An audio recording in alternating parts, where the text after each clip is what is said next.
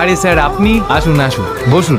দেখুন মিস্টার ব্যানার্জি, অ্যাক্সিডেন্টটা কিন্তু আপনার গাড়িতে হয়েছে এটা আমরা কনফার্ম। এখন শুধু আমাদের এটা জানতে বাকি আছে যে আসলে গাড়িটা চালাচ্ছিল কে। আরে আমি তো আগেই বলেছি আপনাদেরকে, আমার গাড়িটা আমার ড্রাইভার রাজুই চালাচ্ছিল। আর তাছাড়া আপনারা তো দেখছেন অ্যাক্সিডেন্টের পর থেকে ওকে আর খুঁজেই পাওয়া যাচ্ছে না। ভালো করে তল্লাশি করে দেখুন, ওই লোকটার বাড়ির পাশেই তো ওর বাড়ি। হয়তো কোনো পারিবারিক ঝামেলার কারণে আমার গাড়িটা নিয়ে ওকে পিষে দিয়েছে। এতে আমার কি দোষ বলুন?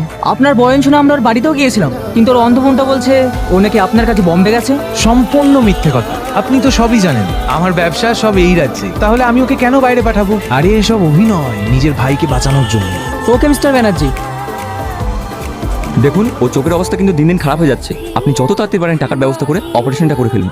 ডাক্তারবাবু, আমি 10 দিনের মধ্যে টাকা জোগাড় করছি, আপনি অপারেশনের ব্যবস্থা করুন। না না, আপনি এত টাইম পাবেন না। আগামী 5 তারিখে চেন্নাই থেকে ডাক্তার রেড্ডি আসছে, ওনার সাথে অপারেশনটা করিয়ে নিন, নাহলে আবার 2 মাস পিছিয়ে যাবে। ঠিক আছে, আমি 5 তারিখে অপারেশন করাবো, আপনি ব্যবস্থা করুন। আমার চোখের অপারেশন করতে তুমি এতগুলো টাকা কোথায় পাবা? হ্যাঁ, আমি টাকা কোথায় পাবো? তোমার অপারেশনের টাকা তোমার ভাই দেবে। কাল রাতেই তো তোমার ভাইয়ের সঙ্গে কথা হলো। কি? কাল রাতে ভাই ফোন করেছিল?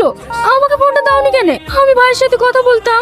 অনেক রাতে ফোন করেছিল, আর তুমি ঘুমিয়েছিলে, তাই তোমাকে আর ডাকিনি। আমি আর তোর পেছনে 1 টাকা খরচ করবো না। আচ্ছা, তুই কত টাকা নষ্ট করেছিস? তোর কোনো হিসাব আছে? টাকা কি গাছের ফল নাকি যখন চাইবি ছেড়ে ছেড়ে দেবো? কিরে চুপ করে আছিস কেন?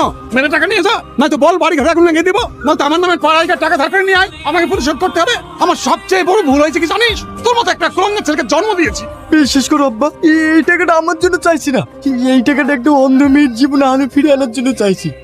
আজকের পর থেকে আমার একটা টাকা চাইবো না, শুধু এই টাকাটা দেন।